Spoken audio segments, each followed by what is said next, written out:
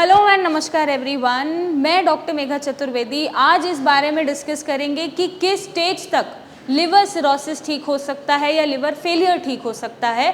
तो स्टेज समझने से पहले हमें समझना पड़ेगा कि लिवर इस हद तक पहुंचा कैसे कि लिवर फेलियर हो चुका है। और लिवर फेलियर एक एंड स्टेज होता है बीमारी का। यहाँ पर सीधा फिर पेशेंट को डेथ मिलती है, उसकी लाइफ एंड हो जाती है। तो लिवर फेलियर तक लिवर को पहुँचाने में कौन कौन सी स्टेजेस होती हैं और हम कहाँ तक उसको ठीक कर सकते हैं, आज हम ये जानेंगे। सबसे पहले लिवर में जब फैट डिपोजिशन होने लग जाती है तो लिवर की स्टेज होती है हिपैटोमेगली। यहाँ पे आपके लिवर में फैट डिपोजिशन होना शुरू हो जाता है, फैटी सेल्स का इन्फिल्ट्रेशन हो जाता है, जिससे लिवर में सूजन आनी शुरू हो जाती है और लिवर का साइज बढ़ जाता है। उस स्टेज को हम बोलते हैं हिपैटोमेगली।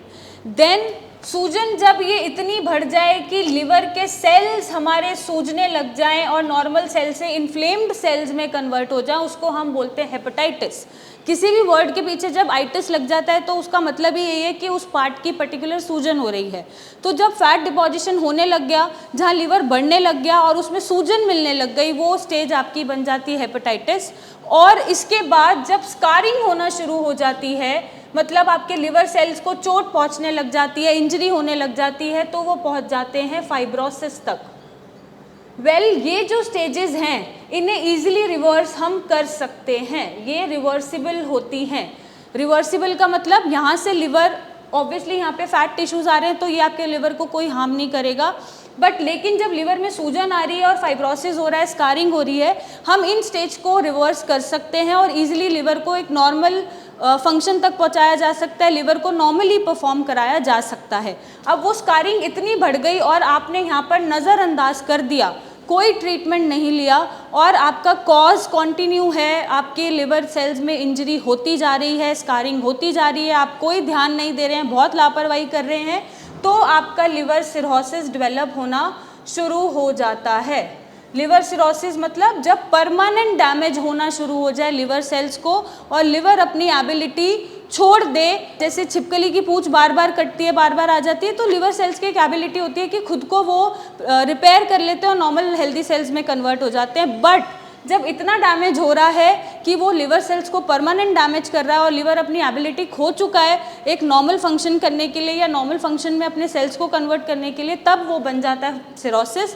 और ये सिरोसिस भी आपने नज़रअंदाज कर दिया, कोई ट्रीटमेंट नहीं लिया, बहुत लापरवाह हो गए, तब आपका लिवर फेलियर कन्वर्ट हो जाता है और यहाँ से फिर इंसान भी वापस नहीं आ पाता, तो लिवर दूर की बात है।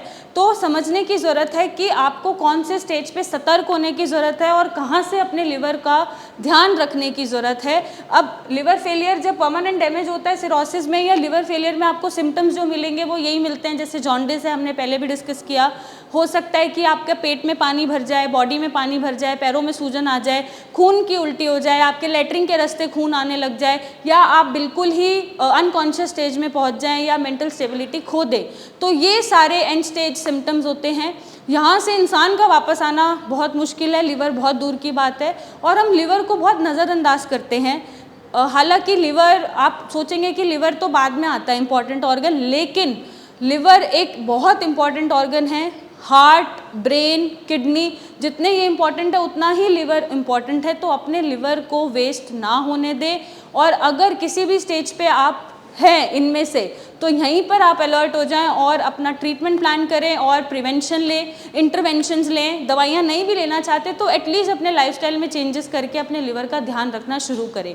और भी कोई चीज़ जानना चाहते हैं या सोल्यूशन पाना चाहते हैं तो मुझसे आके मिलें, मेरी टीम से कंसल्ट करें और इसका एक सही सोल्यूशन पाएँ। So thank you and take care.